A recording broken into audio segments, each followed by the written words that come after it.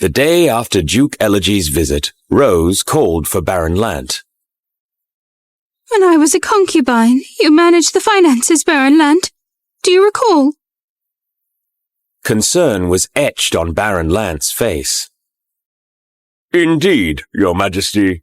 I have overseen the financial matters. He sensed the intent behind the inquiry, but let her continue. Now I have ascended to the throne as queen. I may appear youthful, but I am fully grown. Moreover, I have diligently applied myself to my studies. Your Majesty. I wish to assume control of my own finances. It is my inherent right as a queen. Baron Lant, cautious, replied with an awkward smile. Yes, Your Majesty. However, the king's approval is a requisite. What do you mean the king's approval is necessary? Matters pertaining to the imperial palace's budget fall under the queen's authority, not the king's. Thus his majesty's approval is unwarranted. Indeed, Your Majesty. Then Baron Lant, restore the authority to me. I regret to inform you, Your Majesty, that the king retains the ultimate say in this matter. What? Managing the finances proves a formidable challenge. Your Majesty would find little enjoyment in it. I have yet to experience it, and thus I am uncertain whether it would bring pleasure or not. Currently, Your Majesty, you possess the liberty to utilize the funds as you see fit. You need not manage them. I desire full autonomy over their management. Very well. I shall directly seek His Majesty the King's guidance on the matter. Rose sat with a smug look on her face. It was good to be the queen.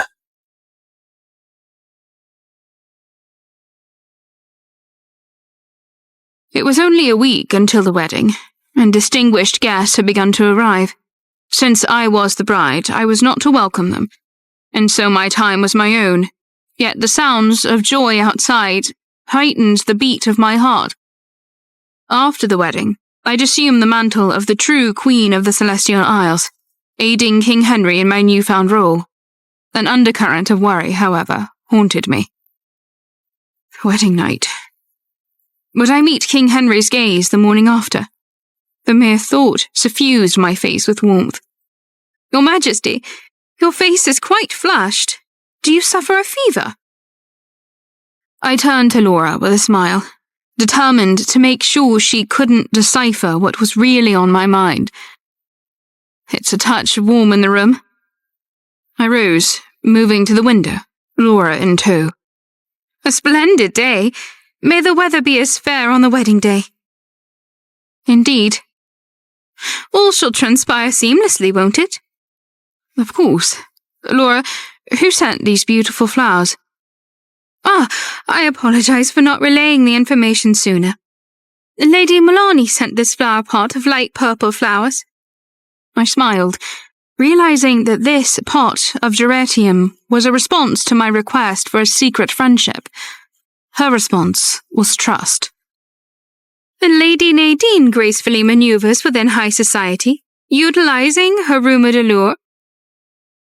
I had nothing but respect for Lady Nadine, who did not deny the rumors surrounding her in Elisaria. On the contrary, she took advantage of them to become the main topic of conversation. This got her invited to nearly every party far and wide. She attended these parties with Viscount Langdell on her right, and the young nobles of the Celestial Isles on her left. She was a powerful woman, blazing a trail for all of us. My skin rose with goosebumps at the sheer luck of having these women by my side. I couldn't help but wonder, will all truly be well after all? It's a perfect day for a picnic, Your Majesty. Excellent idea, Laura. I need some fresh air anyway. Laura, filled with excitement, rushed to Matilda. Come, Matilda, let's prepare a delightful lunch for the Queen.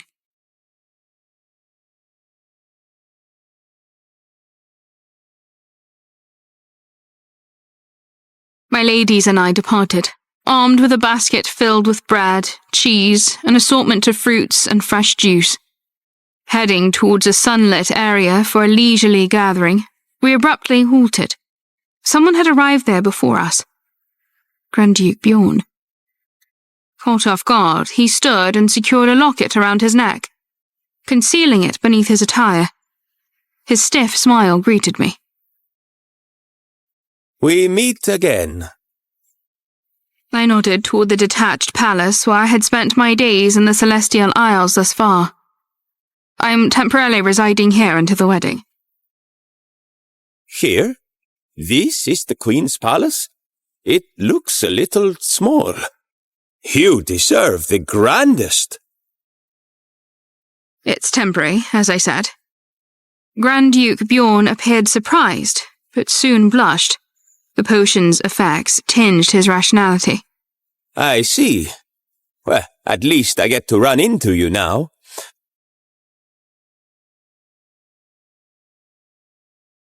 Thinking quickly, I deliberately dropped the basket of food, creating a distraction. All the food has been ruined. I'm so foolish. Ladies, could you prepare more? My ladies in waiting, exchanging glances, left with the basket. Alone, I confronted Grand Duke Bjorn. You still haven't counteracted the effects of the potion. It's not that I haven't tried. His muttered words hinted at his frustration. Was it King Henry who invited me, or you, Bronwyn? It was me. Thank you. It makes me feel very happy. May I ask, for what reason? I invited you to facilitate trade between the Celestial Isles and Red, a plan that was hindered in Alisaria. I figured as much. I thought to myself, he is astute. Yes, I am. What? It was as if he had heard me. Grand Duke Bjorn. If it was someone else, I would have lightly touched him to ask if he was all right. I started to lift my hand, but thought better of it. Don't touch me! I stared at him, mouth agape. Could he hear what I was thinking? Your touch will destroy me. I just stared back at him. I was at a loss for how to handle this situation. I was powerful, but I had no magical ability, and that was what I was up against. Please ignore my last words. Is there no way to counteract the potion? I tried many ways, but nothing worked. Nothing at all? Nothing at all. So now, I halted my inquiry. The daunting prospect of the potion's long-lasting effects gripped my thoughts. What if the potion's effects persisted for years, or worse, for the rest of his life? As I contemplated this grim possibility, Grand Duke Bjorn's complexion paled unusually. How was it when you were far away from me? Did the potion's effects decrease? No. If I hadn't received the invitation, I probably would have come to see you anyway.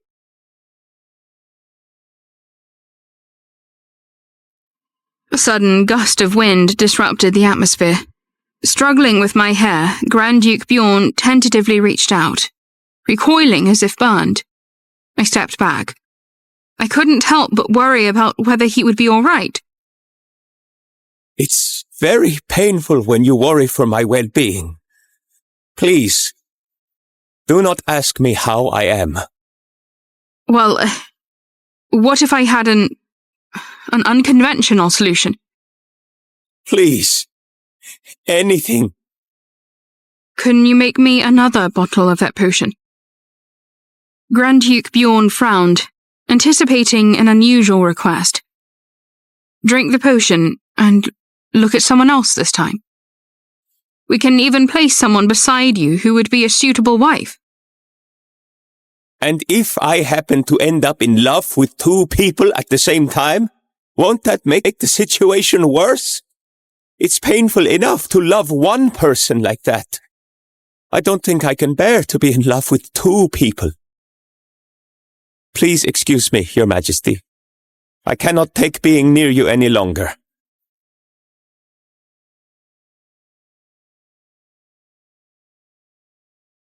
Bjorn couldn't help but sigh at the tickling voice in his head.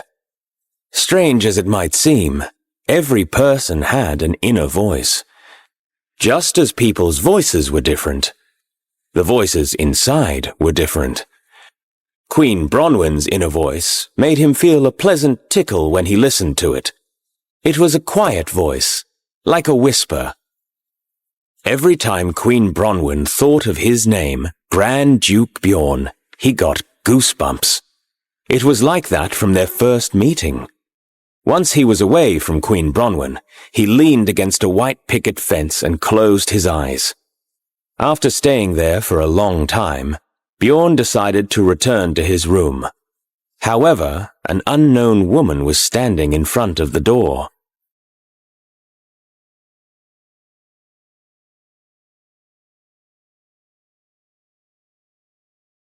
Are you Grand Duke Bjorn? This has got to be him. Yes? I am Lady Ivy, and I come bearing news from Lady Catherine. She would like to greet a special guest such as yourself personally, so please follow me. Who is Lady Catherine? Who does he think he is? He doesn't know Lady Catherine? His Majesty King Henry's sister-in-law, the former queen. Should I tell him that Lady Catherine is on bad terms with Queen Bronwyn? As usual, Grand Duke Bjorn heard both the spoken word and the unspoken thoughts mixed together. It became quite confusing, as if two people were speaking to him at once. Hearing inner thoughts was both a blessing and a curse. I'm sorry, but you must send my regrets. I am tired. The noblewoman's face became rigid. How rude. Yes, I tend to be rude when I'm tired. May I go into my room now? She stepped aside, and he opened the door without a word and entered his room.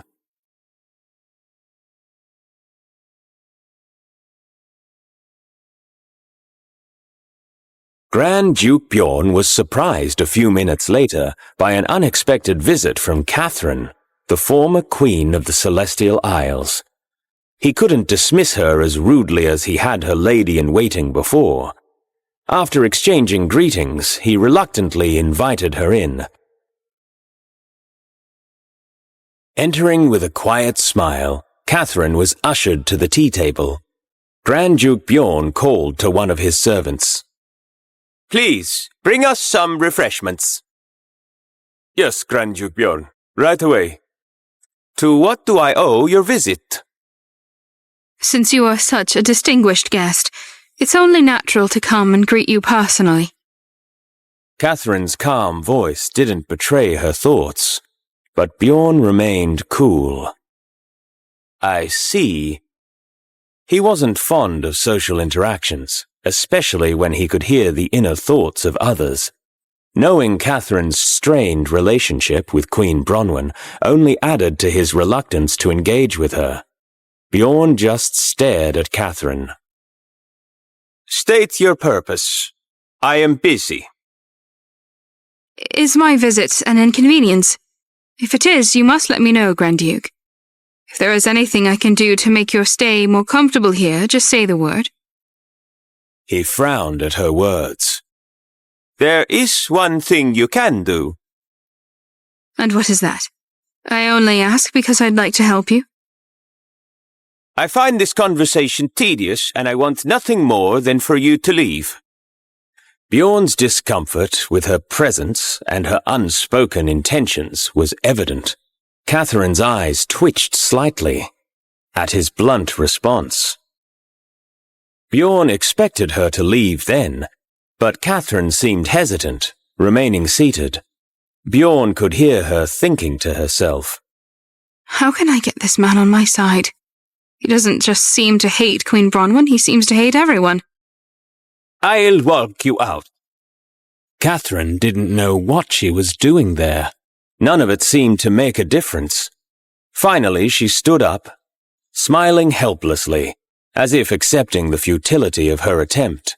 She'd talk to him again some other time, as he seemed to want to be alone at the moment. Yes, Grand Duke Bjorn, I do believe I should be going now. There were so many handsome men like this. Why did Bronwyn choose Henry over someone like him? Catherine's departing thoughts lingered in the air for Bjorn to hear. Wait. Don't leave yet. Huh? The tea hasn't been served yet. Let's sit together in the meantime. I require a bit of patience these days. Bronwyn's suggestion echoed in Bjorn's mind. He wondered, can I make another bottle of that potion? In the evening, Aldrich visited Rose. The air was tense as he confronted her with a stern voice. You want to manage the budget as the Queen? Why am I hearing about this through Baron Lant? Rose, clasping her hands together, replied in a voice barely above a whisper, full of hope, yet tinged with anxiety. Yes, I do. I am aware that managing the imperial budget is a part of the Queen's responsibilities. She sought recognition of her right, but Aldrich's stern demeanor left her feeling small and dejected.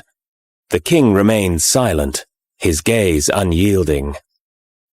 Since becoming queen, I don't know what to do, so I thought it would be best to start with something I know to be a queen's responsibility.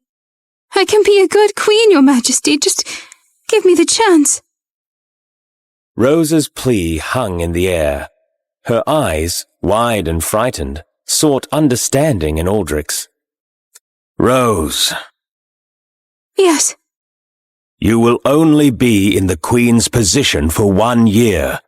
I have already told you this.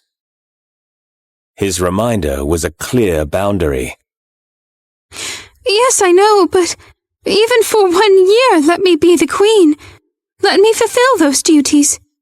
In the first place, you didn't entrust Baron Lant to manage my money because it was spent on unnecessary things. It was to keep it safe from Viscount Rothescue. I am no longer being blackmailed by him, Your Majesty. Her eyes conveyed a deep yearning. Slowly, she reached out, taking Aldrich's hands in hers. Aldrich, holding her hands, replied firmly. You still haven't learned enough to manage the budget, Rose. If there are any missteps, there could be grave implications. But I have studied so hard. Please, Your Majesty. No, Rose. His decision was clear, leaving no room for negotiation. Rose's face fell, her dreams dashed by his refusal. The air was thick with tension as Rose confronted Aldrich about her role as queen. So you want me to pretend to be a queen? It's not pretend. You just can't fully assume the Queen's role. That is exactly what it is. Pretend.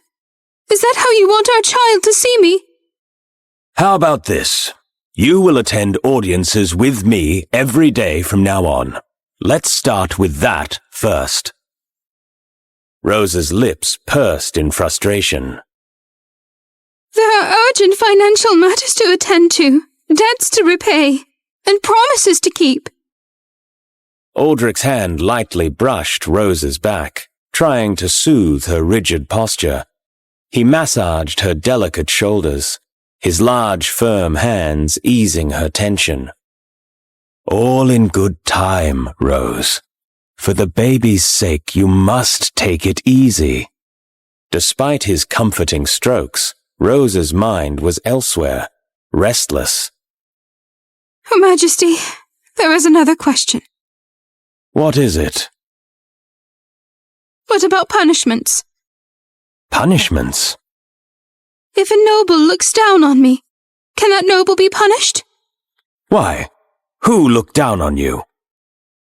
Marquis Fearing looked down on me at the first tea party I threw as the Queen. He sees me as a joke.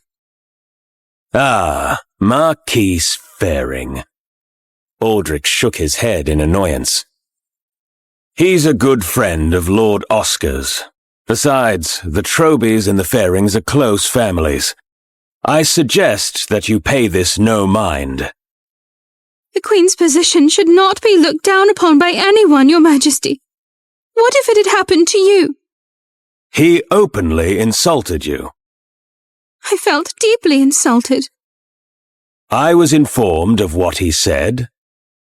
Rose's surprise was evident. Who could have informed Aldrich? Although you might have felt insulted in that situation, he didn't say enough to be punished. He was sarcastic in front of everyone present, Your Majesty. But in the end, didn't he do what you ordered him to do? Aldrich's question left Rose speechless. He then approached her and kissed her forehead gently. I don't know why you're so agitated. Because it's obvious that the nobles look down on me. Also, I have become the Queen, but nothing has changed yet, except my place of residence. I am not a queen. I am an actress. Rose's mind was racing with thoughts, but her face remained impassive. Suddenly, she remembered to ask about the upcoming wedding in the Celestial Isles. More importantly, Your Majesty, are we going to the Celestial Isles for the wedding? Aldrich's face hardened at the mention of the wedding. Since they came all this way first, I think it's only appropriate to go too. Wouldn't you like to congratulate their Queen on her new start? You really think so? Of course. I'm afraid she'll harass me again, but... Aldrich sighed deeply, his expression troubled. You're pregnant. Traveling there will be too hard. I can travel. I'll be fine. Aldrich stood up, his thoughts evidently elsewhere. I'll think about it. Rose followed him, her face etched with surprise and concern. Where are you going, Your Majesty? Aldrich simply walked out of the room, leaving Rose alone with her thoughts and worries. While Rose had been speaking with Aldrich, her maid, Cheryl, had discovered the silver feathers hidden in Rose's pillowcase as she was cleaning. The sight of them seemed out of place amidst the luxury of the royal bedroom. She picked one up, examining it closely, just as Rose returned to her room. What is that? Rose's voice was tinged with curiosity. She leaned forward, trying to get a better look at what Cheryl had found. It looks like a feather, Your Majesty. Cheryl's voice was a mix of confusion and wonder. She held the feather up for Rose to see. The feather? From where? I'm not sure, Your Majesty. They were hidden inside your pillowcase. Cheryl continued to change the bedding, her movements slightly more cautious now, as if expecting to uncover more surprises. Silver feathers. Could they be from a bird from the palace gardens? Or something else? I'm not sure. I'll make sure to inspect all the bedding more thoroughly, Your Majesty. Please do, and find out where these feathers could have come from. Rose's command was gentle but firm. Cheryl nodded, carefully collecting the feathers, her mind curious about their origin. As Cheryl left to continue her duties, Rose remained in her chair, her thoughts now occupied by the small, silver enigma. Actually, I think I have an idea. Queen Bronwyn had a silver bird like this at the time, I believe. It was a gift from King Aldrich. I wonder if some of these feathers were plucked from that bird. Although I can't imagine Queen Bronwyn plucking these feathers. Your Majesty, did you see this bird by chance? How dare you bring this up? Do you know what you're implying? Rose's outburst was unexpected and intense. Her face contorted with anger, her eyes ablaze. I'm sorry, Your Majesty. I didn't mean to offend. Cheryl's voice quivered. She had not anticipated such a reaction from Rose. Cheryl knew that discussing the feathers was a sensitive matter, but she hadn't expected it to provoke such a violent response. Leave this room at once. Rose's command was sharp and unyielding. Cheryl didn't dare say another word. She quickly gathered the remaining feathers, her hands trembling. I shouldn't have mentioned the feathers. What have I done? Cheryl left the room hastily, feeling the weight of Rose's glare on her back. She wondered if she had just made a grave mistake. Why did she have to find those feathers now? Alone now, Rose's anger gave way to anxiety. The feathers were a reminder of a past she wanted to forget, a past that could threaten her current position. No one must know about this. No one.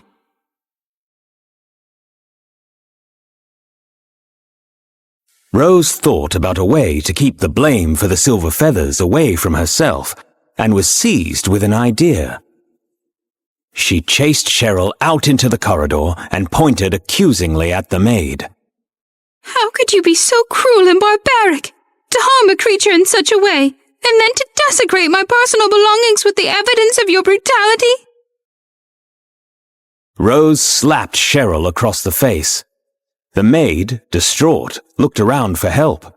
Viscountess Amelia was the only one who could hear her pleas. I swear I didn't do anything. Please, you have to believe me. Cheryl's eyes filled with tears, her face marked by the red imprint of Rose's hand. She looked at Viscountess Amelia, her gaze desperate for someone to believe her innocence. Your Majesty, perhaps there has been some misunderstanding. Cheryl has always been a loyal and gentle maid. Are you defending her actions? Do you also condone such cruelty? Viscountess Amelia faltered under Rose's intense scrutiny as she realized the gravity of the situation. No, Your Majesty. I meant no such thing. I merely suggested that there may be another explanation. Please, I have served you faithfully, Your Majesty. I would never harm any creature, let alone His Majesty's bird. The room was silent except for Cheryl's soft sobs. Guards, take her away.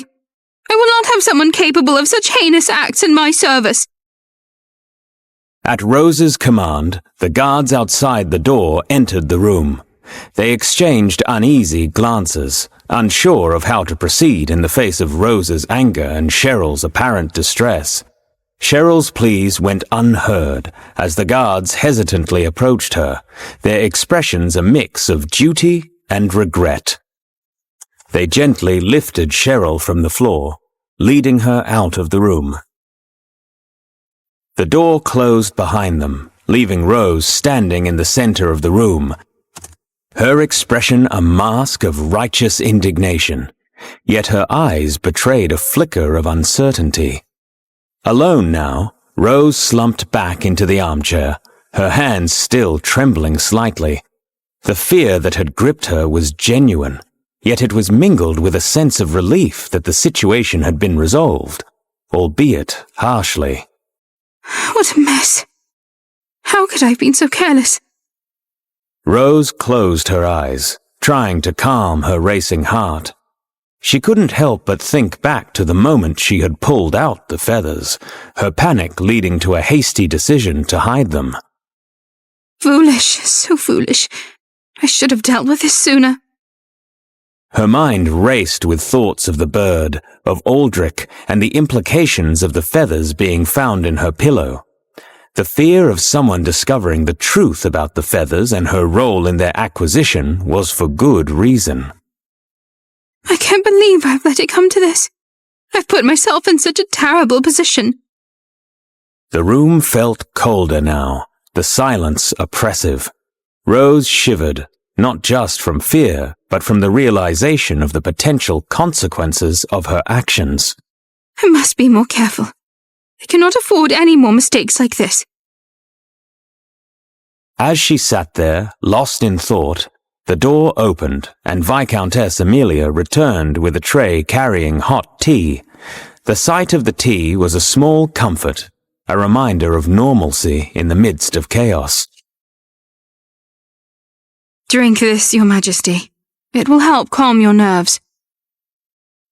Rose nodded, her eyes still reflecting the turmoil within. She reached for the cup, her hands steadier now, and took a slow, deliberate sip. The warmth of the tea was a small balm to her frayed nerves, but the shadows of doubt and fear lingered, a stark reminder of the precariousness of her position. I have the power to dismiss someone on a whim, yet it doesn't feel as gratifying as I had imagined, though it still feels powerful. She opened her eyes and stared blankly at the opposite wall. The incident with Cheryl had revealed a darker aspect of her newfound authority, the ease with which she could manipulate and control those around her. Her thoughts then drifted to the noblewomen who had been present at her first tea party. The idea of surrounding herself with them as ladies-in-waiting suddenly seemed fraught with danger. They could be looking for weaknesses, waiting for an opportunity to strike. The realization that she couldn't trust those around her was unsettling. It dawned on her that her position as queen was more isolated than she had anticipated. For now, Viscountess Amelia will have to do.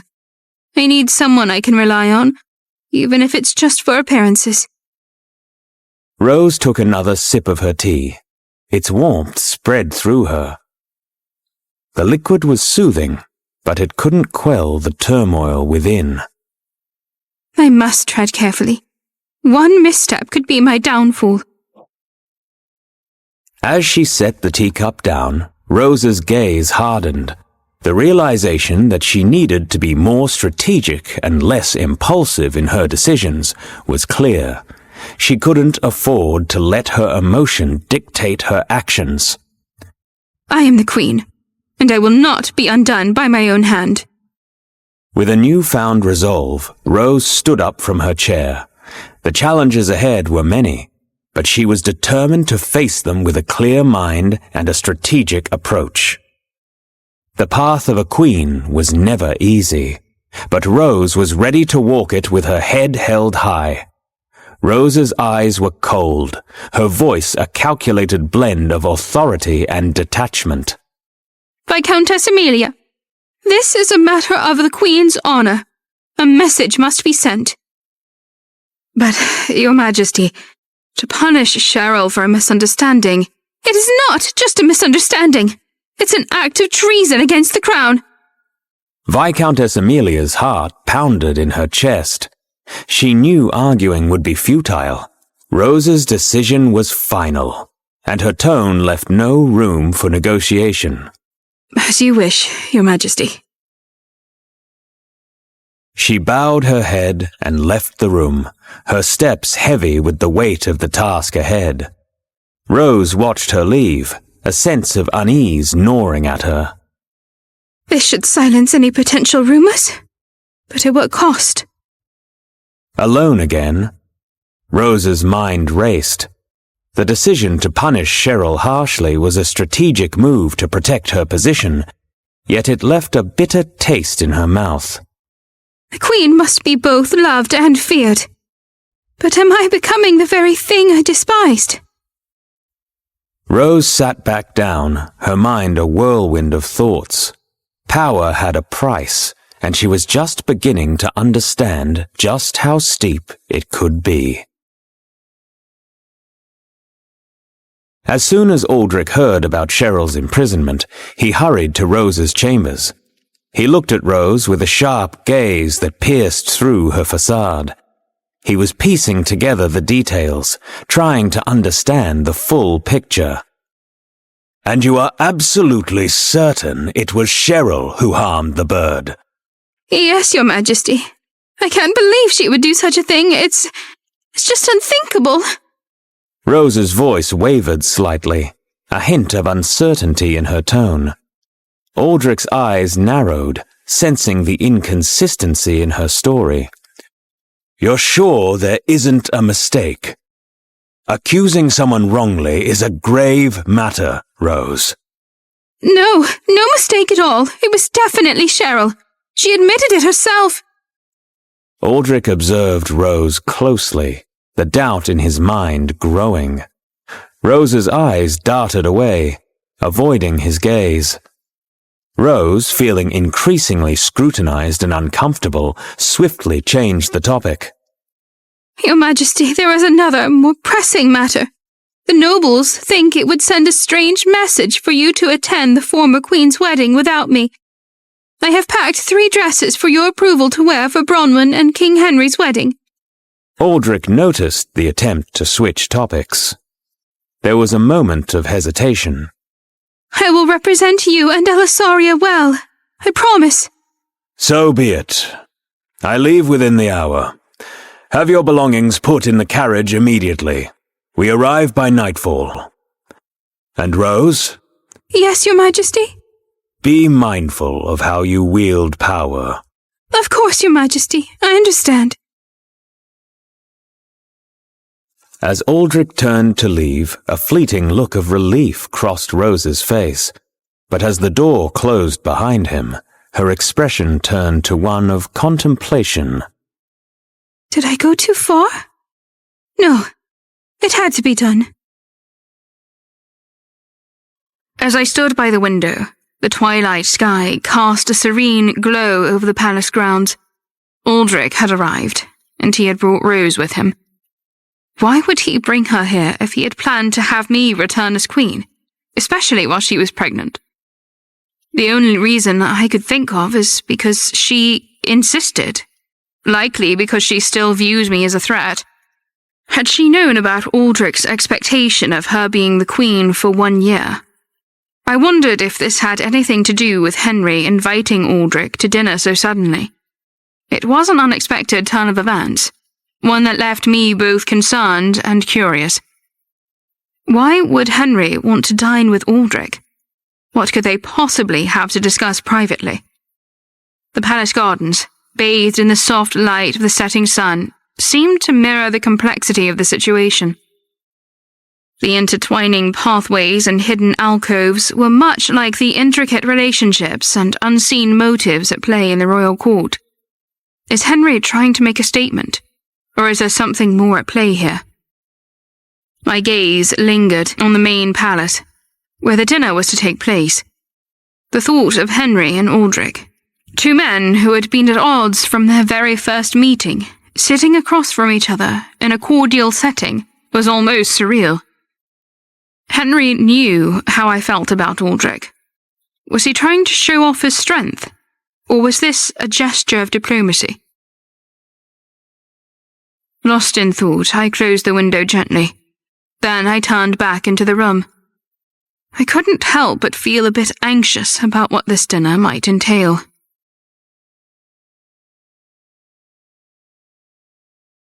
I had a special dinner prepared for this occasion, Your Majesty.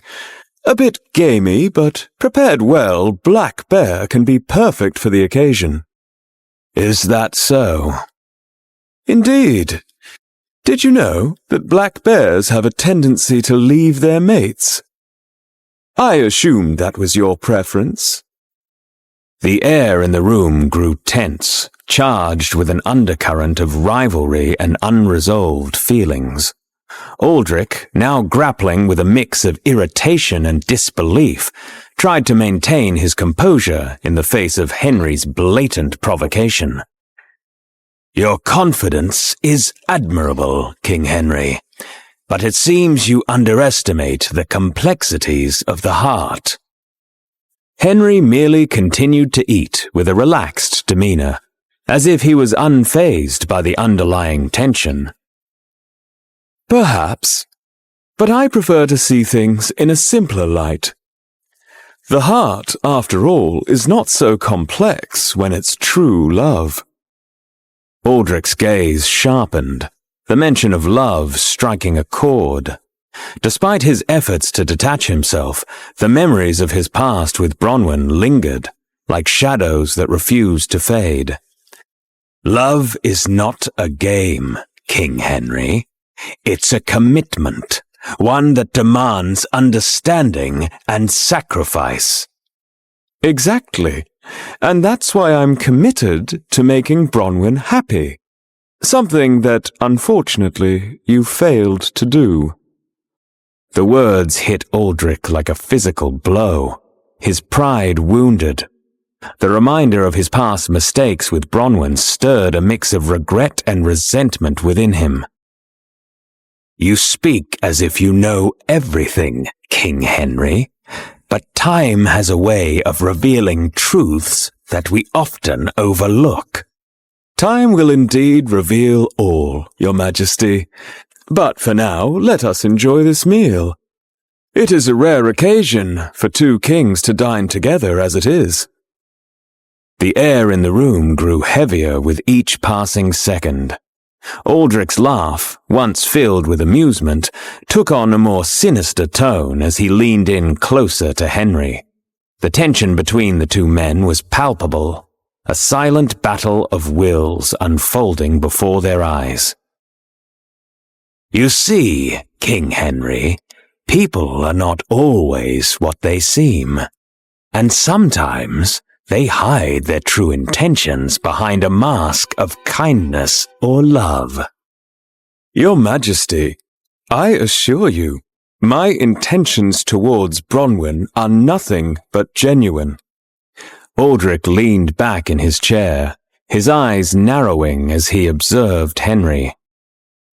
There was a calculating look in his gaze, one that seemed to be piecing together a puzzle. Perhaps, but even the most genuine intentions can be corrupted, and when that happens, people often return to where they truly belong. Bronwyn belongs by my side. She chose to be with me, and I will not let your insinuations or threats change that. Aldrich's smile widened slightly, but there was no warmth in it. It was a smile that spoke of plans and strategies. Of a game of chess where the players were people's hearts and futures. Just remember, King Henry, the game is far from over, and in this game, the Queen is the most powerful piece. With those final words, Aldrich stood up from the table, his footsteps echoing in the room as he exited, leaving Henry alone with his thoughts.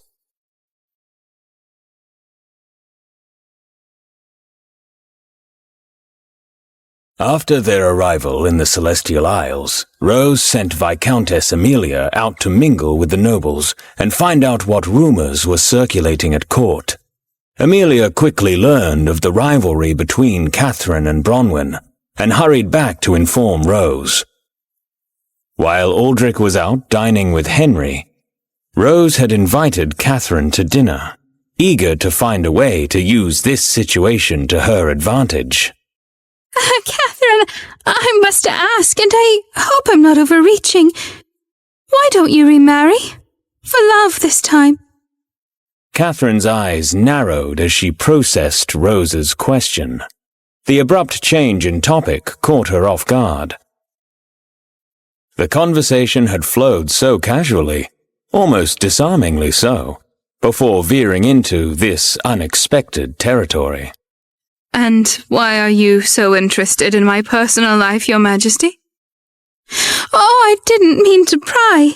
It's just that, being new to these intricate dynamics of high society, I find myself curious about the possibilities and norms, especially after seeing how Queen Bronwyn found love again. Catherine observed Rose closely, trying to decipher the true motive behind her seemingly naive question. Was this a genuine inquiry, or a strategic move? Remarriage is a delicate matter, especially for someone in my position. It's not just about personal desires, but about political implications as well. I see. It must be complicated indeed. I just thought that Perhaps you may also deserve a chance at happiness, like Queen Bronwyn. There was a brief silence as Catherine weighed Rose's words. Was this an offer of friendship, or a veiled strategy to align against Bronwyn? Catherine was well aware of the political games played at these levels. Thank you for your concern, Your Majesty. Life indeed presents us with unexpected paths. Who knows what the future might hold? The only case of a marriage of convenience that I'm aware of is Bronwyn's. Perhaps because it was a marriage of convenience, Bronwyn had no feelings for His Majesty. That's why she immediately remarried His Majesty King Henry. I said I don't want to talk about it. Oh, I'm sorry. Despite her apology, Rose's inward laughter was almost palpable. She sensed something deeper in Catherine's reaction, an unspoken tale of love and loss. Let's drink some more. As the alcohol took effect, Catherine's defenses slowly crumbled, her expression softening under the influence. It's not like you're remarrying for an affair like Bronwyn did. You lost your husband, but you can't remarry, correct? It's unfair. Although I could remarry any man in the world, I can't marry the only one I want. Why? He doesn't feel the same about me. Catherine was starting to tear up. Rose offered her a handkerchief. I'm here for you, Catherine. Rose, cunning and calculating, had skillfully steered the conversation. She realized with a mix of shock and intrigue that Catherine harbored feelings for Henry. The ceremonial hall buzzed with preparations for a royal wedding. Amidst the hustle, Henry and I found a brief moment of respite in the corner, away from prying eyes and listening ears. The air was heavy with the weight of decision about when Henry should assert his claim as king of the Western Empire. The hall echoed with debates and disagreement, but for a fleeting moment, all of that seemed distant. There, in our quiet corner, I ventured into a topic that had been lingering in my mind. What did you and Aldrich discuss last night? The question seemed to catch Henry off guard. Our hands, moments away from intertwining, paused mid-air. I noticed a slight tremor in his touch, a subtle sign of unease, or perhaps something deeper. What happened? Henry exhaled, a mix of resignation and frustration coloring his voice. It's unfair. What do you mean? You're cruel. Asking me with such a gentle look, making it impossible for me not to answer. Laughter escaped me, lightening the air. Henry, however, seemed more reluctant to share, his voice tinged with a subtle edge. I merely chose words that would unsettle Aldrich. His confession halted my laughter. Henry, with his dual facets, had always been an enigma. The revelation that he had deliberately provoked Aldrich was both startling and yet, in a strange way, fitting. Is this a side of you I haven't seen before? Images of the winter solstice banquet flashed in my mind, where Henry had mimicked Rose's mannerisms to irk Aldrich. Reflecting upon it, the traits I had observed in Henry were indeed true. In the early days, before our paths intertwined so intimately, I had seen glimpses of a facet of him that mirrored Rose's, adept at provoking reactions, yet always masked with a laugh. It was a side of him that had faded as we grew closer, replaced by a warmth and tenderness that had become the foundation of our relationship. Henry, are you really like that? Are you angry with me? His words, innocent and playful, cut through the seriousness of their moment. And I couldn't help but let out a chuckle. His attempt to lighten the mood was quintessentially Henry. Oh, how would Rose say it? Don't get mad at me. Don't imitate that way of speaking.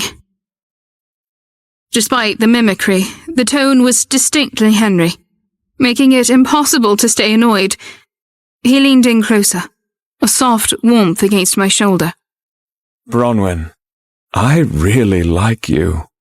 His earnest declaration, so close and personal, drew a tender response from me. But as I nuzzled against him, I caught the astonished expression of his aides. Composure reigned. I straightened up.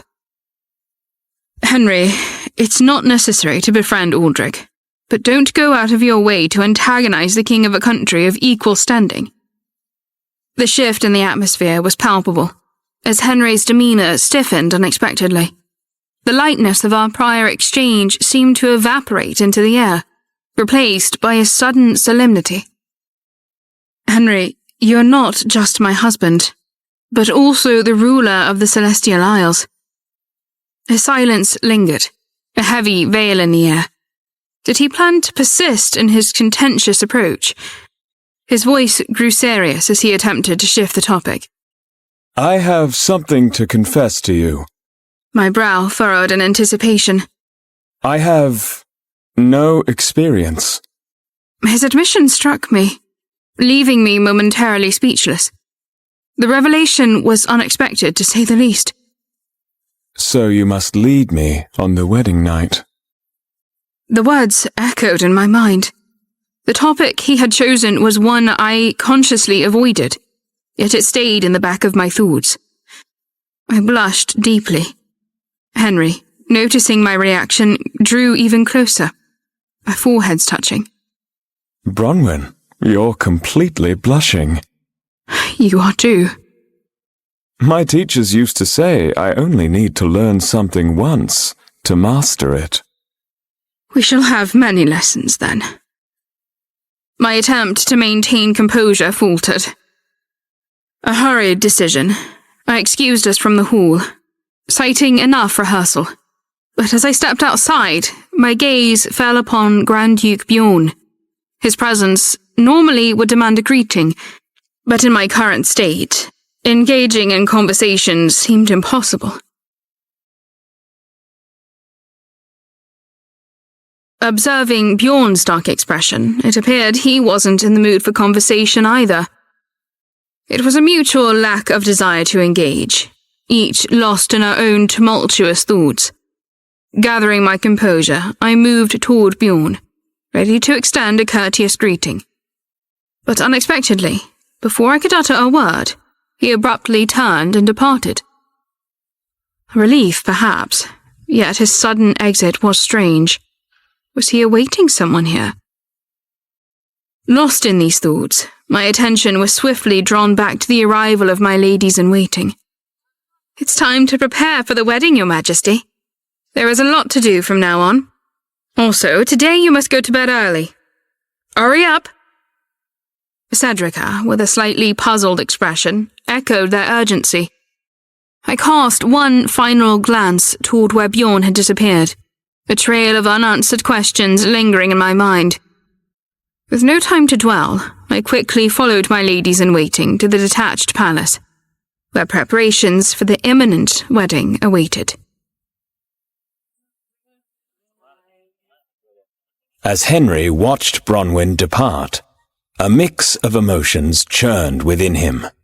He cherished every moment by her side, yet her warning against unnecessary conflicts with Elisaria had struck a sensitive chord. Her words, though meant differently, pierced Henry deeply. Henry leaned against a pillar, his mind racing with doubts and fears. He was so lost in thought that he didn't see Haxon approaching. "Your Majesty, aren't you coming in? The kingdom is waiting." Will Bronwyn want to go back to him? If she finds out I'm a fraud? Haxon, ever Henry's loyal and earnest companion, sought the right words. His mind was filled with reassurances about Henry's devotion to Bronwyn and his unwavering care for their nation. "You are only a fraud if you believe you're a fraud, Henry. I believe you are a king. Haxon bowed and retreated hastily back to the ceremonial hall, leaving Henry alone to contemplate those words. As the dawn of my wedding day broke, I felt the weight of the impending role as the first Queen of the Western Empire. The grandeur of the title was humbling, yet it carried an air of familiarity. After all, the Celestial Isles was already a nation of great stature. As I stood deep in thought, Countess Julia's voice broke through my contemplations. "Heavens, Your Majesty, stop frowning."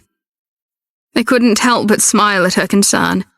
The morning had been a whirlwind of preparations. A series of rituals meant to prepare me for the day ahead. Yet here I was, lost in my thoughts, oblivious to the meticulous efforts of my ladies-in-waiting. I'm sorry, it's all so surreal. I had been pampered and preened since the early hours, bathed, massaged, and beautified. The necessity of all of it was undeniable, yet it felt almost surreal. As I sat there, the final touches being applied to my appearance, I yearned for a moment of respite. "We're finished." Relief washed over me as Julia clapped her hands, signaling the end of the lengthy process. The idea of enduring any more of the preparations was daunting. Standing before the mirror, I saw not just a bride, but a symbol of unity and strength for the Western Empire. Yet even amidst the hustle and bustle, I longed for a moment of solitude, a brief escape from the chaos of the day. Today marked the culmination of our journey together, the formalization of our union. The ceremonial hall was steeped in anticipation as I awaited the signal to proceed. There was an unusual sensation in my hands, a mix of nervous energy and excitement. I wondered if Henry, hidden away in his preparation room, felt a similar flutter in his heart. Almost as soon as that thought crossed my mind, I was waved forward by an official. Your Majesty the Queen, you may enter now. With those words, I stepped onto the bride's path, my dress trailing gracefully behind me. Each step was measured, a balance of elegance and eagerness to join Henry. Across the hall, Henry entered, our gazes locking in a moment of unspoken understanding. His smile was like a beacon, lighting up the entire room.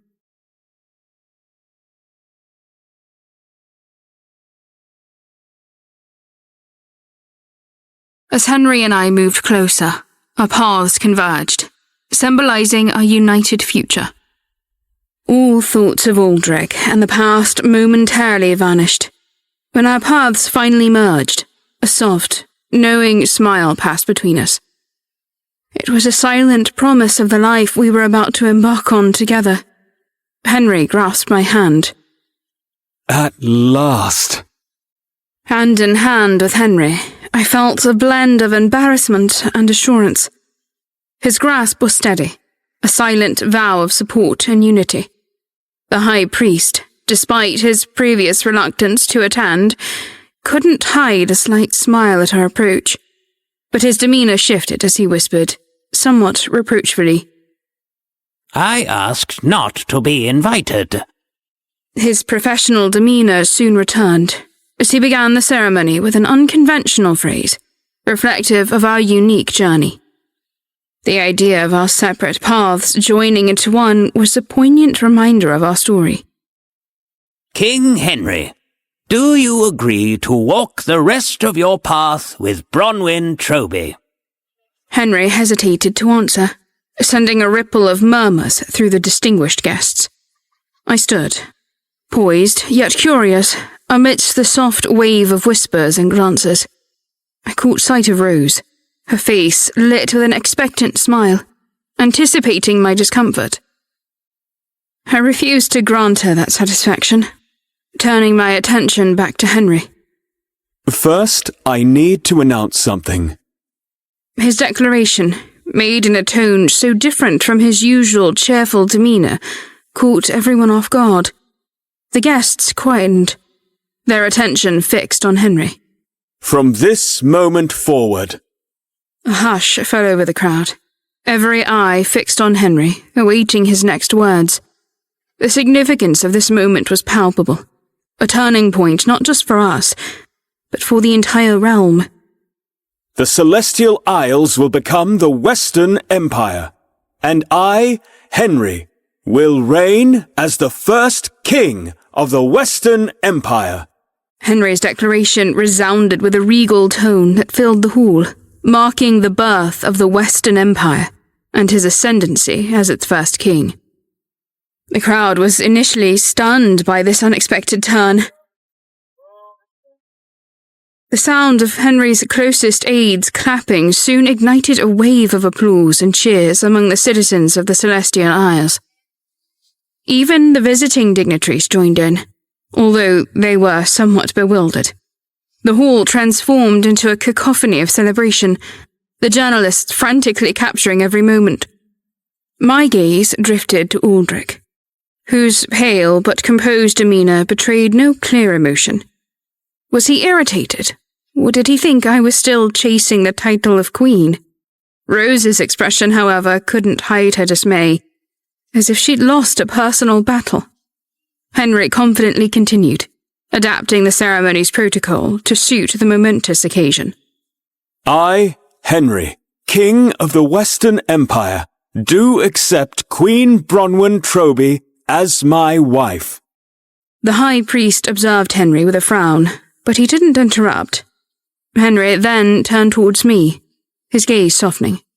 Do you, Bronwyn Troby, Queen of the Western Empire, agree to marry King Henry? A warm smile graced my lips as I responded affirmatively. I, Bronwyn Troby, first Queen of the Western Empire, agree to accept King Henry as my husband. The High Priest, adapting to the situation, produced the marriage certificate. The ceremony, steeped in traditional solemnity, also shimmered with the thrill of new beginnings. The ancient parchment, already bearing our signatures from Elisaria, lay before us. The High Priest instructed us to sign anew. We watched as the High Priest solemnly closed the sacred book. Our union was now officially sanctified in the eyes of the world. The hall erupted in jubilation, the cheers deafening. The wedding reception commenced, and Henry and I took the dance floor as the inaugural couple. His touch, gentle on my neck and waist, was more pronounced, charged with an unspoken anticipation.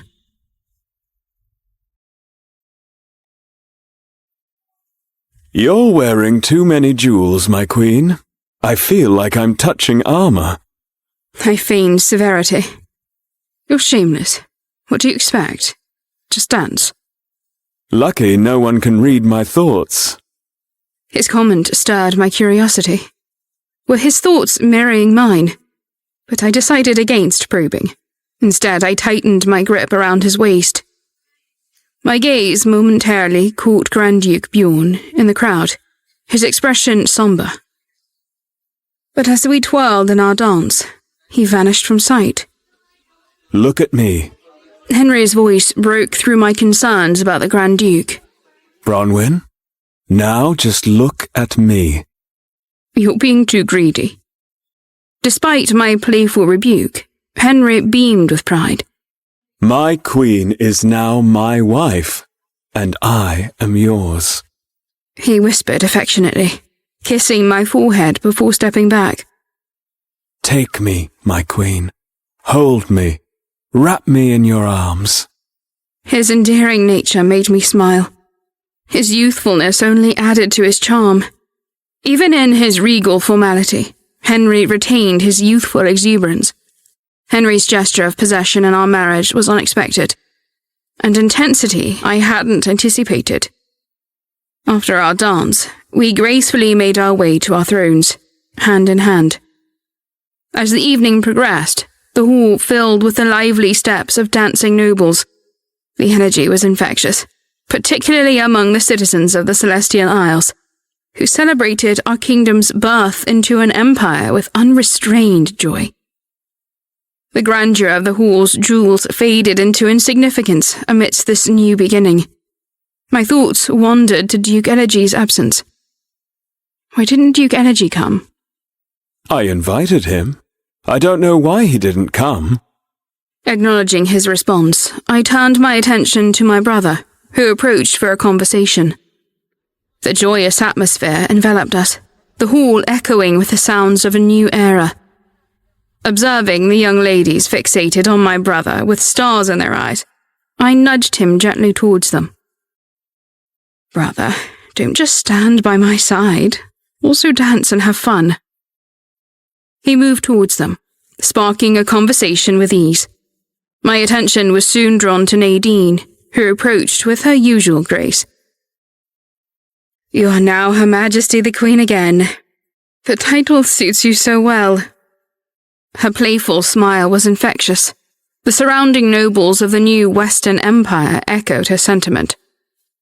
Nadine's charms seemed to have already swayed many. As the crowd mingled, Lady Milani caught my eye from afar, offering a discreet wave. Several high-status nobles approached me with warmth, assuming my influence in this decision to announce the Western Empire. My thoughts drifted to Aldrich. Despite his outward calm, he remained a solitary figure, turning away those who sought his company. And Rose? Why haven't I noticed her? My gaze finally found her, and the reason for her uncharacteristic subtlety became clear. Rose, usually the center of attention, was purposefully blending into the background. It was unlike her, but the reason soon dawned on me. It must be Nadine's growing influence. Nadine's presence was overshadowing Rose, compelling her to retreat from the spotlight she once effortlessly dominated. Rose's discomfort was palpable, even from a distance.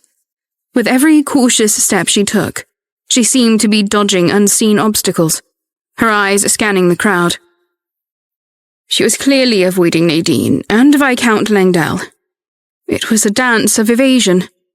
Despite her status as queen, her movements were more akin to a cornered deer than royalty. I noticed the way people's gaze lingered on her, but made no move to engage.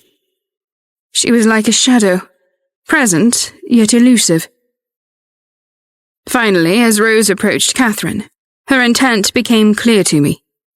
She was planning to stir trouble, using Catherine's vulnerability as a weapon, but her scheme was abruptly interrupted. The sudden, sharp sound of a fan snapping open, followed by boisterous laughter, cut through the hall. Turning, Rose's face paled as she spotted Nadine, the center of attention, surrounded by a throng of admirers. And there, among them, was Viscount Langdale, the man who had once attacked her with a knife. The fear in Rose's eyes was unmistakable. It was a raw, primal fear, compelling her to flee. She quickly maneuvered through the crowd, escaping their field of vision. Watching her retreat, I couldn't help but feel a twinge of sympathy. Despite her title and the power it wielded, Rose was still haunted by her past, vulnerable to the shadows that loomed over her present. The weight of the impending wedding night loomed over me like a dark cloud, stirring a mix of trepidation and uncertainty within. Would I manage to find the courage to take the lead with Henry, so inexperienced in these matters? The thought alone flushed my cheeks with embarrassment. My mind whirled with anxious thoughts, repeating a mantra of worry. I'm in trouble, I thought, over and over, as time relentlessly marched forward. Then, the moment arrived for me to enter the Queen's room, a place off limits until the wedding. It felt surreal, stepping into a space that symbolized a new chapter in my life. The room was a revelation, stunning in its opulence. Its design puzzled me. A shared bedroom connected to both mine and Henry's chambers. What past king of the Celestial Isles desired such intimacy? Pushing aside these thoughts, I marveled at the room's extravagant decor. The entire space bathed in shades of gold, dark gold, light gold. It was an overwhelming display of wealth and taste. My ladies-in-waiting, trailing behind, couldn't hide their awe. Their exclamations of admiration filled the room, each voice echoing my own amazement. As Laura led them away to their quarters, I found myself alone, seated on the sumptuous bed. My hands gripped the soft sheets, a physical anchor amidst the swirl of emotions threatening to overcome me. Stepping into the newly minted room, a faint memory of Ivar's disapproving glare flitted across my mind, drawing an involuntary chuckle. His evident displeasure at the idea of this room becoming officially mine was almost comical. However, his recent silence was puzzling. Could it be that his animosity towards me was slowly fading? I certainly hoped so. Soon after, my ladies-in-waiting, having completed their tour of their own quarters, returned, bubbling with excitement. "Your Majesty, this is so exciting. There's a bed, a closet, even a desk." Their vivid descriptions painted a picture of extravagance, similar to my own room. "The dressing table is entirely silver, Your Majesty. The closet stretches from wall to wall." Their enthusiastic accounts suggested that the opulence wasn't limited to just my quarters, but extended to theirs as well. "I'll have to visit your rooms soon," I promised with a smile, curious to see their rooms myself. Yet, as soon as I spoke, a hush fell over the group, their faces suddenly alight with knowing grins. The unspoken message was clear in their exchanged glances. "Your Majesty, would you agree it may be a good idea to run a bath?" I understood what they were hinting at. They were probably thinking it was time for me to prepare for the wedding night. "Yes, Laura, thank you." And indeed, the evening was drawing in. Was Henry already in his chambers preparing as well? The last I saw, his secretary had pulled him aside for some urgent matter. Perhaps he hadn't made it to his room just yet. "Your Majesty, you must take a bath immediately. We have lily and rose perfumes, the latest fashion, and bath salts that make you feel like floating in clouds." Their enthusiasm was touching, yet I found myself resisting their attempts to whisk me away to the bath. The thought of what awaited afterward, the wedding night with Henry, sent a flutter of nerves through me. Laura's confusion was evident as she struggled to understand my hesitation. "Your Majesty, what's wrong?" "Wait a moment, I want to get some fresh air." My finger pointed towards the door as if it was a gateway to a brief respite. Laura's surprise was palpable. "Now, King Henry should be here soon." The mention of Henry not yet being in his room was a gentle reminder of the forthcoming events of the night. A breath of night air seemed like the perfect remedy to the heat flushing my cheeks. A heat that was more than physical. It was the anticipation of the profound change that awaited Henry and I, a transition from mere companions to something deeper, more intimate. The uncertainty of whether this change would enhance our relationship or introduce an element of awkwardness loomed over me. It was this uncertainty that made me yearn to savor these last moments of solitude, to revel in the tingling anticipation a while longer. The night breeze, I hoped, would offer a soothing balm to my tumultuous thoughts. Standing there, amidst a maelstrom of emotions, I felt a surge of need for solitude. My gaze drifted towards the door, yearning for the cool embrace of the night air. "Of course, Your Majesty." As I moved towards the door, the anticipation of the change ahead tingled through me. It was a peculiar sensation, a blend of nervous excitement and apprehension, a harbinger of profound transformation that awaited. The anticipation in the air was almost palpable as I prepared for the moment I had both longed for and dreaded. The sounds of my ladies-in-waiting's light banter reached my ears, only adding to the surreal nature of the evening. "You've arrived just in time," A moment ago, His Majesty the King also entered his room. Cedrica's emphasis on the title was not lost on me, hinting at the significance of what lay ahead. "Cedrica, have some respect." As usual, Cedrica and Matilda found themselves in a light-hearted quarrel. The familiar bickering a comforting background to my restless thoughts. Countess Julia accompanied me to the bathroom, where a large bathtub filled with cloud-like bubbles awaited. Slipping into the warm embrace of the water, I allowed myself a moment of tranquility, closing my eyes and surrendering to the soothing sensation. As the warm water enveloped me, my thoughts inevitably drifted to the night ahead. My heart fluttered with a mixture of excitement and fear. My skin, now fragrant with a subtle blend of lilies and roses, felt more alive than ever. Clad in a robe designed for both Henry and I found myself wondering how he would look in such attire. With a deep breath, I dismissed my ladies-in-waiting. "Laura, Cedrica, Julia, and Matilda, I thank you for today. Good night, Your Majesty." I readied myself to face what lay beyond the peculiarly structured bedroom, only accessible through our respective rooms. My heart pounded in my chest as I approached the door, my hand trembling slightly as it reached for the doorknob.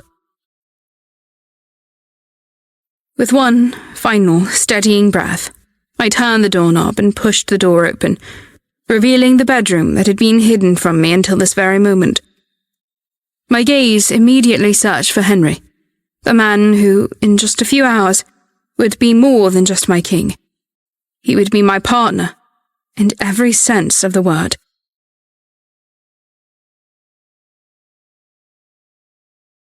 The royal bedroom was dimly lit, flickering with the subtle glow of candlelight. In the centre of the spacious room was a large, elegant bed, larger than the bed in either of our individual rooms. Bouquets of baby's breath flowers and a fluffy rug decorated the space and made it feel cozy, in spite of its enormous size. My queen. Oh. Startled, I turned to find King Henry standing behind me, wearing a robe similar to mine. Feeling embarrassed, I turned away, but soon I felt his soft, warm hands wrap around my waist from behind. I felt the heat from his bare chest, exposed from the loosely tied robe against my back. Show me how to please you. It felt like fire was racing through my entire body, especially the places where his lips, even the vibrations from his voice, grazed my skin. It was finally time to give in to what my body had been begging me for since I first laid eyes on King Henry.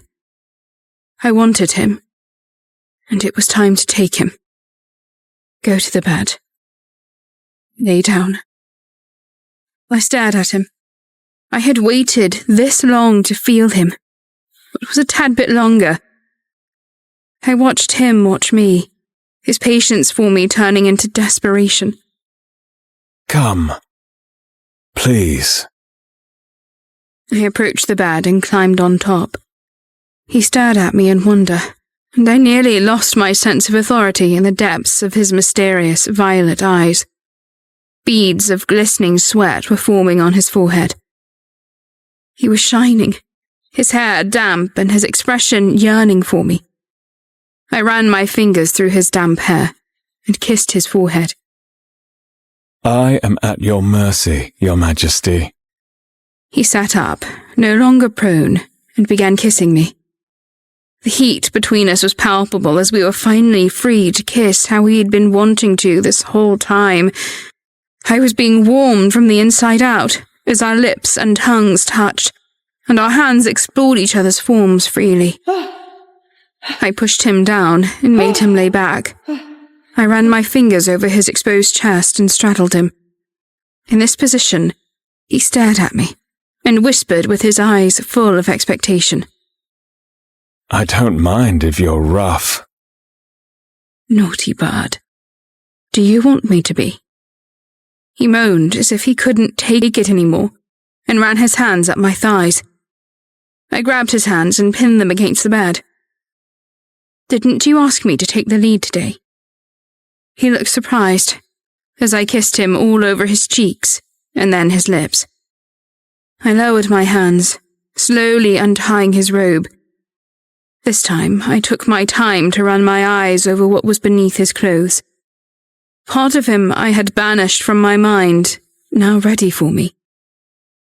He must have read my thoughts, since at that moment he grabbed the belt of my robe and tugged lightly on it. Kiss me.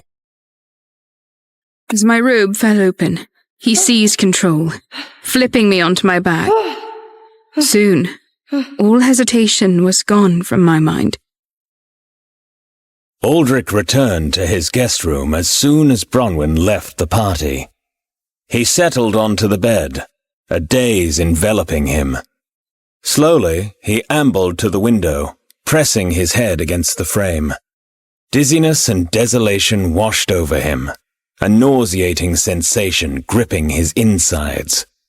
The vision of Bronwyn grinning with Henry haunted him, and he tightened his fist. Will she now be in the room where the wedding night will unfold?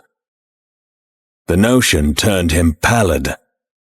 The sight of Bronwyn with King Henry filled him with disgust, and the transformation of the Celestial Isles into an empire stoked his ire. It was repulsive to watch them dancing together. That infernal King Henry stuck close to Bronwyn all night. I could not get a word in. He clutched his chest, enduring a sharp pang in his heart. The pain quelled his anger. Bronwyn. Bronwyn. He wondered if Bronwyn had experienced the same painful feelings when he had first introduced Rose, but swiftly dismissed the idea. She had no interest in me. She never did. That's why she acted so indifferently. His legs weakened, and he descended to the floor, leaning against the wall. Why am I behaving like this? Am I drunk? He looked in front of him. He imagined he saw the image of Bronwyn extending her hand to him. "We must proceed swiftly, Your Majesty. Everyone is here." I can't rise, Bronwyn. He reached for her hand, but the illusion dissipated, and he tumbled, striking his head against the window frame. Bronwyn? Where did you vanish to? Determined, he staggered to the door, shouting for Bronwyn. Baron Lant, did you see Bronwyn? Your Majesty, you are intoxicated. Bronwyn was here, but she disappeared. We must find her. Baron Lant propped up Aldrich, guiding him back to his chamber. Procure some sobering medicine, he instructed a nearby servant while helping Aldrich recline. Nobody seemed to notice that Rose stood in the corridor, watching the scene unfold. Rose hastened back to her chambers, her heart fluttering uncontrollably. Her thoughts were in disarray. What does this mean? What have I just witnessed? She shook her head. Why was Aldrich behaving as if he pined for his former wife? It can't be. She tried to dismiss the notion, her countenance paling. As much as she attempted to disavow it, Aldrich's conduct under the sway of alcohol made it glaringly apparent. As soon as she acknowledged this reality, a profound fear washed over her. Aldrich had been her benefactor and savior, the one who elevated her from destitution. But he also understood her vulnerabilities. If he were to get rid of her, she would plummet to the bottom once more, with no recourse.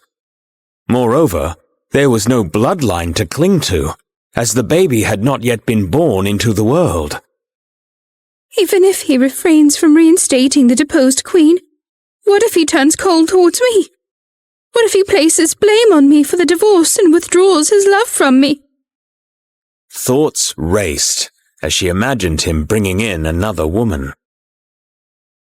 Aldrich was a king, youthful and exceedingly handsome. Numerous women would accept his hand, whether by choice or for the betterment of their families. No way. Absolutely not. She needed Duke Elegy. She longed for his reassurance, a soothing balm for her troubled mind. She settled on her bed, assuming a curled position. After some time reposed, a resolute determination gleamed in her uneasy eyes. There is no time for such behavior. Had she succumbed to inconsolable weeping and despair when she lost her first child, she would never have seized this life. The same held true now. I must safeguard what is mine. When she was a concubine, the king's affection constituted her essence. All her influence emanated from the king. However, now she possessed her own authority. Even as the king, he could not initiate another divorce immediately due to public opinion.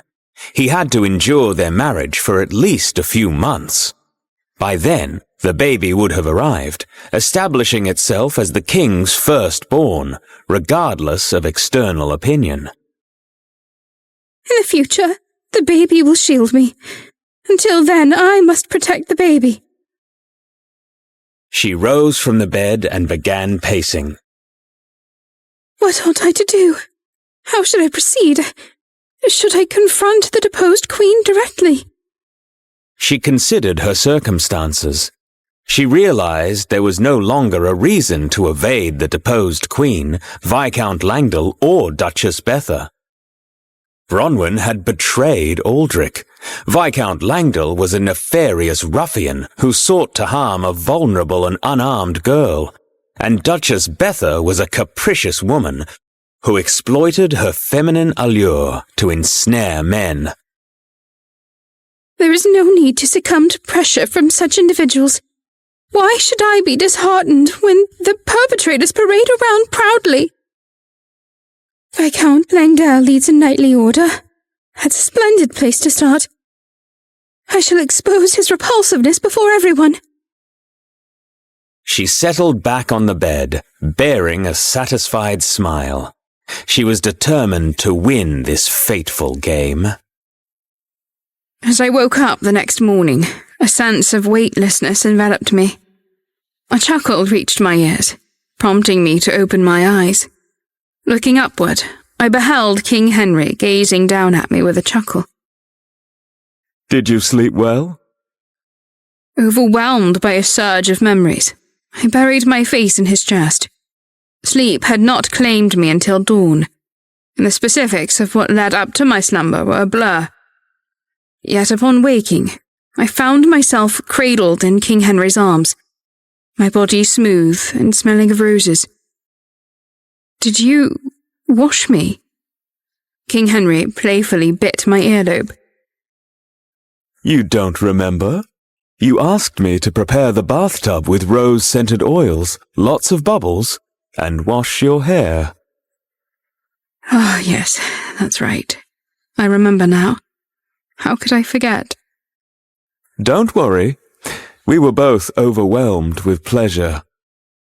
Smiling, King Henry rubbed his cheek against mine. I clutched him tightly, my face hidden. Warmth spread across my cheeks.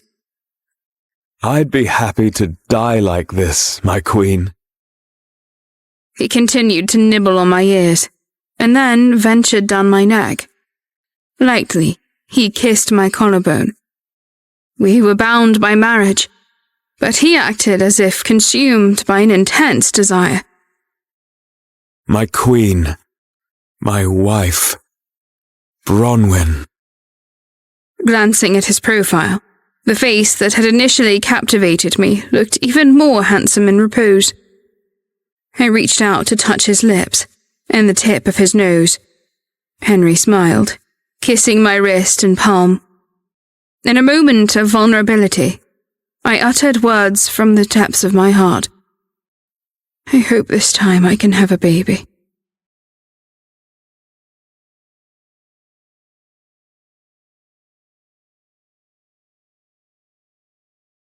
A baby? Henry tilted his head and looked at me in surprise. I nodded and gently caressed his lips with one finger. I desired to have a baby, not merely out of personal desire, but for the royal family. A successor held immense importance, not only for the stability of the country, but also to prevent external nobles or royalty from seizing the throne. This was to be expected in a marriage between members of different royal families. Yes, my queen. Our baby will be truly lovely if it looks like you. I smiled and blushed. I wish for it to look like you. In the midst of this splendid moment, a slight unease crept in. Aldrich had asserted that I couldn't conceive. While I dismissed it as nonsense, doubts still lingered. What if it were true? As I contemplated these troubling thoughts, Henry rose from the bed. Leaving already?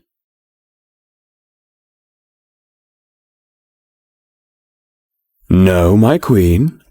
I had breakfast prepared for us. I hope you don't mind. He clapped his hands, and without delay, a servant brought in a tray of tea, honey cakes, and fresh fruit from the royal orchard. I suddenly realized I had quite an appetite. I eagerly tasted the food as Henry sat back down by my side. It felt like the most delicious bite I had ever taken. You know this bed is made of magic stone. I stopped eating, eyes widening. Magic stone? I knew that was exorbitantly expensive. Upon my surprised gaze, Henry smiled and explained, The kings of the Celestial Isles have been sorcerers for generations. Under specific circumstances, their wives have also become sorcerers. Does that mean I could become a sorcerer? Is such a transformation possible? Well, yes. But it's a closely guarded secret, and a tad embarrassing. Now I must know. What is the secret? When a sorcerer and a magic stone are connected, magic circulates between the two. Naturally, lying on a magic stone bed facilitates the circulation of magic between the stone and the sorcerer. Right. So then how would it affect me? Well, the principle remains the same if there is an ordinary person in the bed. If the sorcerer does not accept the magic flowing from the magic stone, the magic flows instead into the ordinary person's body, leading to an accumulation of magic. But if that was all it took, it would be known to other countries, would it not? I doubt we're the first couple to take each other on such a stone. It's actually quite difficult to create an environment like this. Even a nail-sized magic stone is very expensive. Also, most magic stones are small and portable, making it inefficient to create a bed. Additionally, there must be a sorcerer in the couple. Ah, I see. It certainly could be challenging for all those conditions to align. A great effect of carrying magic within you is that your body becomes very healthy, so you don't have to worry about having a baby. I had expressed my hope to have a baby this time, and he seemed to notice my concern. His thoughtful consideration made me feel a tickle around my heart. But soon, a strange thought crossed my mind. So is Catherine a sorcerer too? Henry shook his head with a grim face. There is a drawback to this method. If one cannot handle a magic stone of this size, rather... However, Henry said nothing more. What do you mean, Henry? Don't worry, we won't have any problems. After that, Henry didn't provide any more details, and I didn't insist further. that seemed to be related to his brother's cause of death. If one could not handle the magic stone, would one die? Catherine looked healthy. So, is it the sorcerer who takes all the risk? I started to worry if Henry would be all right.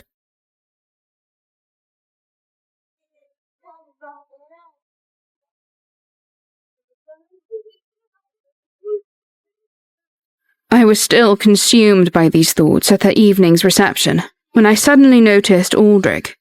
He was sitting alone in a corner, drinking wine. His complexion looked pale, just like yesterday. Looking at his face, I didn't think he should drink any more. What on earth were his subordinates doing, I wondered. Why had they not yet taken Aldrich away? But upon closer inspection, I saw his secretaries and knights not far away, looking anxiously at Aldrich. It wasn't that they didn't want to take Aldrich away.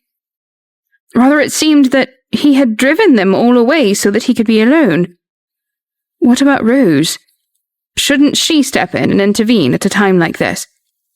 She was not anywhere near Aldrich. Looking across the way, I saw Rose sitting near a piano, surrounded by men, laughing happily. Why weren't they together if they were newlyweds? The king and the queen had to show in front of people that they had a good relationship, even if it was false. However, it was none of my business now, thank the gods for that. I was about to turn away when Rose looked up and our gazes met. I didn't want to have a confrontation with my ex-husband's wife, so I flashed a smile and turned my head to avoid any remarks. At that moment, Grand Duke Bjorn approached. May I have a moment of your time, Your Majesty? Perhaps later, Grand Duke. I would like to enjoy the dances. I apologize, Your Majesty the Queen, but I was speaking to your husband. Henry and I exchanged a glance, and I gave him a small nod. The two men left to have whatever awkward conversation the future held, and I picked up a sugar-coated snack and turned my attention to Cedrica, who stood behind me, grinning wildly. What pleases you so much, Cedrica? I love parties. I burst into laughter at her earnest, eager answer. She was truly one of a kind. But the smile fell from my face when I heard someone address me. Sister! I sighed and did not even need to turn to see who dared address me so strangely. Hello, Rose. Congratulations on your marriage, sister. Sister? What was this fixation? You used to claim kinship with a concubine of low status was not possible.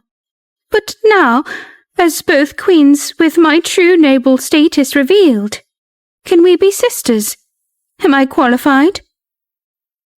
Before I could even process what she said, I was taken aback by her manner of speaking.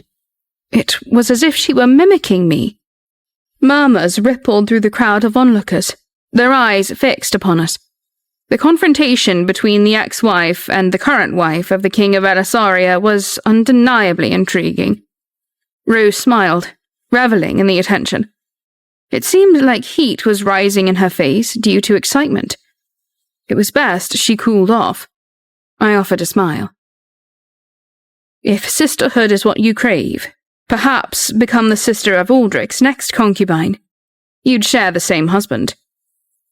My strategy was effective. The blush hastily faded from Rose's face. Are you suggesting His Majesty will entertain an affair with another woman? Don't involve me. That's your business. Well, I understand why you would not bother yourself with my affairs. Your Majesty Queen Bronwyn is infertile, leaving you no time for other concerns.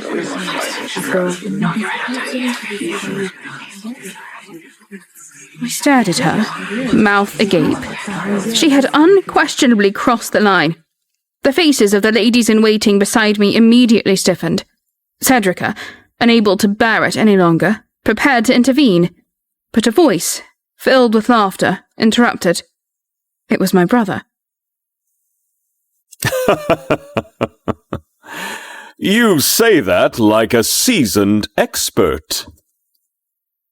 Before she even turned around, Rose flinched, recognizing Oscar's voice. She quickly looked at him with an innocent expression. "What do you mean?" Oh, nothing. Nothing at all. I only ask because Your Majesty of Elisaria speaks as if she's already had a baby. "I don't understand your meaning." Oscar continued in a sarcastic tone. It has no deeper meaning. I am certainly not trying to imply that Your Majesty the Queen of Elisaria has a hidden child. Rose's face became noticeably rigid. She moved her lips as if wanting to ask if it was a threat, but refrained, not wanting to admit weakness. "Your words have thorns in them." My words have thorns. If so, then what are in the words of a person who thoughtlessly calls someone else's sister infertile? Knives? Daggers? Despite Rose's attempts to remain composed, her nervousness was palpable. Oh, and I just remembered that I left an important document in Elisaria. "A document?" An important document with your name on it. I accidentally left it somewhere. Ah, that's right. I left it at the Palace of Elisaria. I was reminded of it now that I saw Your Majesty the Queen here. You should look for it. It seemed like an important document. You don't want it to get into the wrong hands. My brother smiled, glanced at me, and departed. Rose and I were both left in shock, but with one major difference. She was alone. I was surrounded by allies.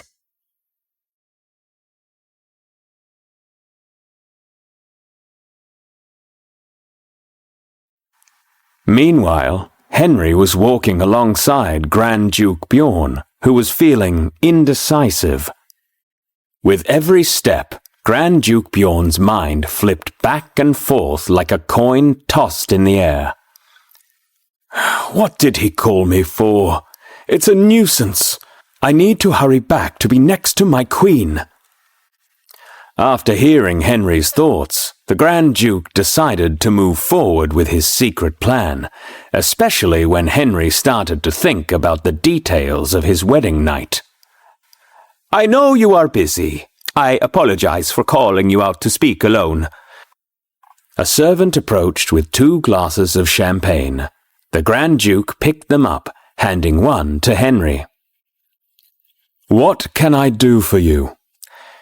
I'd like to talk about trade between our continents. Henry nodded, raising the champagne glass to his lips. I hope that trade with Rhett will be a priority. Why is he staring at me like that? What a strange man. Henry wanted to get back to the party, so he agreed and raised his glass to the Grand Duke. They each gulped down their drink in its entirety, and at that moment Grand Duke Bjorn hurried off somewhere else, keeping his gaze downward. Grand Duke Bjorn? Where are you going? A figure approached him from the shadows, but the person that appeared was not the Grand Duke. It was Catherine. Sister-in-law! Henry looked at Catherine in surprise, and his heart pounded as soon as their eyes met. Catherine swallowed dryly at seeing him like this. He seemed taken by her. Before, when she drank coffee with Grand Duke Bjorn, he told her to go where he directed her if she wanted to get close to Henry. Of course, she did not believe his words. However, out of curiosity, she came all this way. But the way Henry was looking at her... I think Grand Duke Bjorn gave me something strange to drink. Your Majesty. She called out to Henry in a voice half expectant and half worried. I can't control myself. Even my voice sounds strange. Catherine was thrilled to hear that voice. She realized that this might be the chance she had been waiting for more than a decade. Those eyes, she thought, those moist violet eyes longing for affection. When she noticed the cold sweat on Henry's forehead, she pulled a handkerchief from her pocket. Your Majesty, you're sweating. She raised her trembling hand and placed the handkerchief on Henry's forehead. Let me help you with that. Henry couldn't move, feeling as if he was in a state of paralysis. His body was out of his control. And this scene was seen by the ladies of the Celestial Isles, who came out of the banquet hall to get some fresh air. The ladies looked at each other and quickly left the arena. What is happening to me?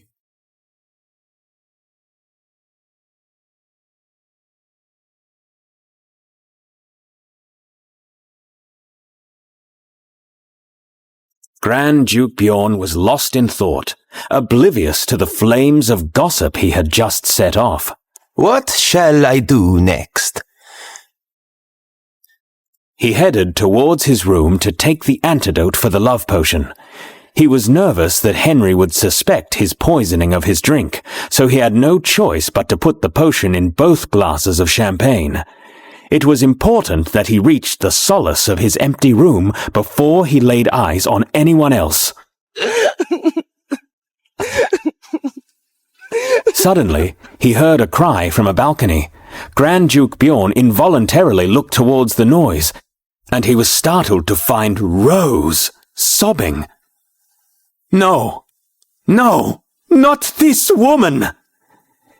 He tried to leave hastily, but their eyes met. How could things get so complicated? Don't cry, Miss Rose. Grand Duke Bjorn? Unable to resist, Grand Duke Bjorn took off his coat and covered Rose. Why are you being so kind? Grand Duke Bjorn, normally disdainful, surprised Rose with a rare act of kindness. If you cry, I'll be sad too.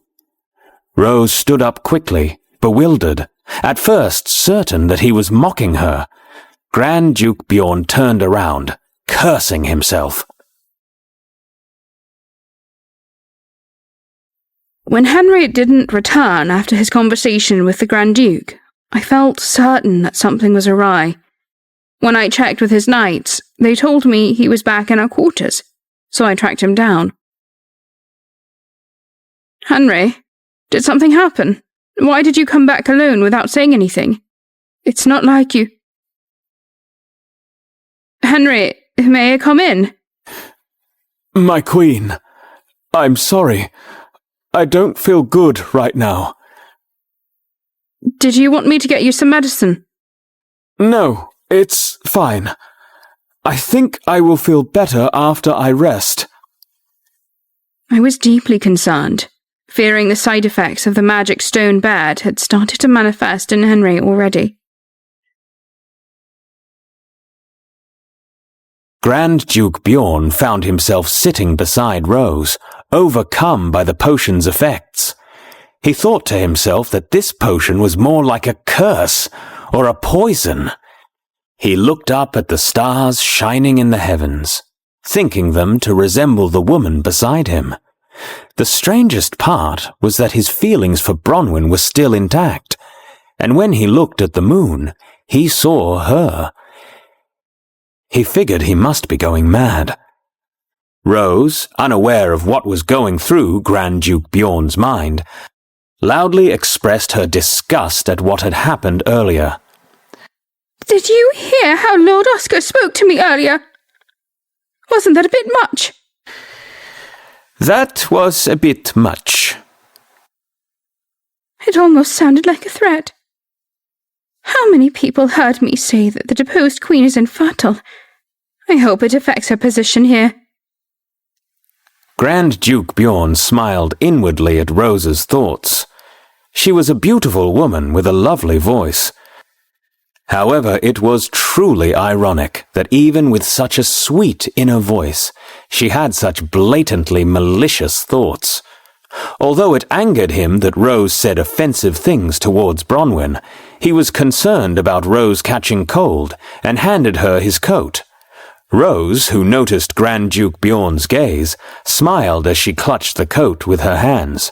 She finally understood the look he gave her. It was not the first time a man reacted to her like this. Men have no choice but to love me. Henry loved me at first sight too. Grand Duke smiled slightly, listening to her confidence, but suddenly felt the potion's effects subside a bit. He took this opportunity to separate himself from the situation. I will leave you now. But, Grand Duke Bjorn, what about your coat? You can keep it. But as he turned around, Grand Duke Bjorn heard Aldrich's thoughts. Anyway, she will not hold the position of queen for long. Sure enough, when Grand Duke Bjorn looked up, he saw Aldrich leaning on the railings of one of the upstairs balconies, looking precisely in their direction. Once Grand Duke Bjorn bowed his head in greeting, Rose looked in that same direction. She stood up in surprise to see Aldrich. Your Majesty, this is not what it looks like. She tried to excuse herself, but Aldrich left the balcony without a word. Rose hurriedly left the balcony where she had been sitting with Grand Duke Bjorn and went upstairs. However, Aldrich was already gone. She panicked for a moment, but soon calmed down. No, it's better this way. It's about time His Majesty knew how loved Rose is. Now that he's seen someone like the Grand Duke approach me, he'll be jealous and worried. She smiled softly and went back downstairs to stop Grand Duke Bjorn instead of going after Aldrich. There you are, Grand Duke. Let's talk a little longer.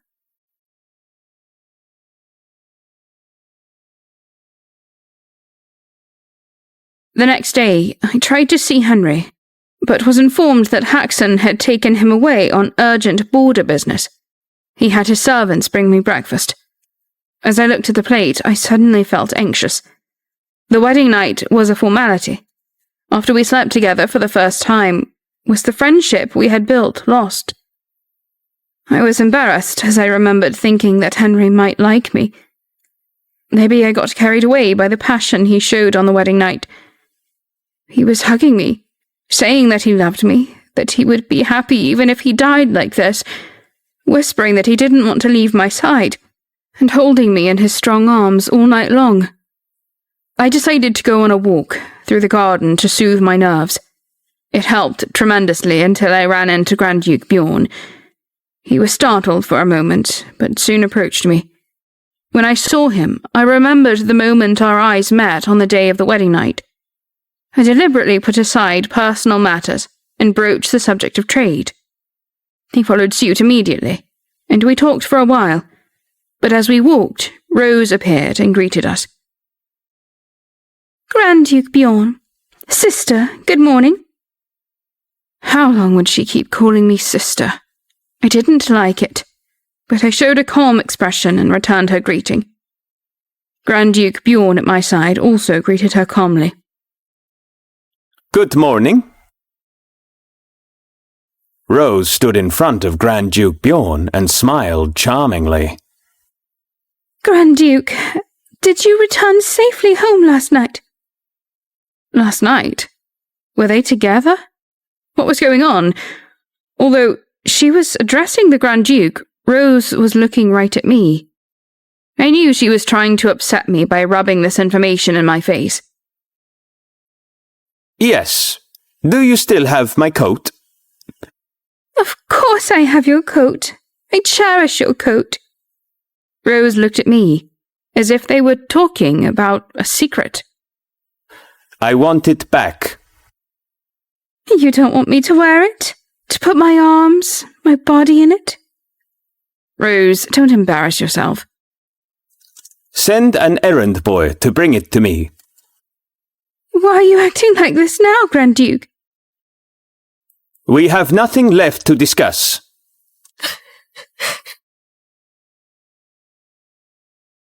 And she runs away in tears, as usual. What happened between you two? Nothing.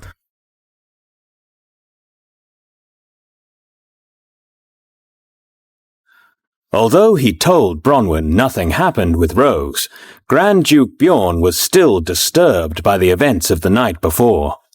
After he parted ways with Bronwyn, he contemplated the circumstances as he walked alone. He was sure that yesterday the potion affected his feelings toward Rose. However, when he woke up this morning, he felt nothing. Now it didn't matter if he saw Rose, but the potion's effects were still working when he saw Bronwyn. What could the reason be? He thought it was strange, and he wondered if it was the same for Henry. So he rushed over to see him as soon as he finished talking to Bronwyn. He halted outside of Henry's office, where he could hear him talking to Catherine. I was drunk and lost my head for a moment. I'm sorry. When I get drunk, I'm not fully conscious. Were you drunk? That's right. But since others may misunderstand my actions, from now on when I'm drunk, please don't talk to me and pass me by. Henry clearly remembered that Catherine was the one who approached him first and wiped his forehead. Even then, he assumed it was his mistake. Meanwhile, Catherine, who had her hopes set on yesterday, felt that she was losing strength in her legs, and that she would collapse at any moment.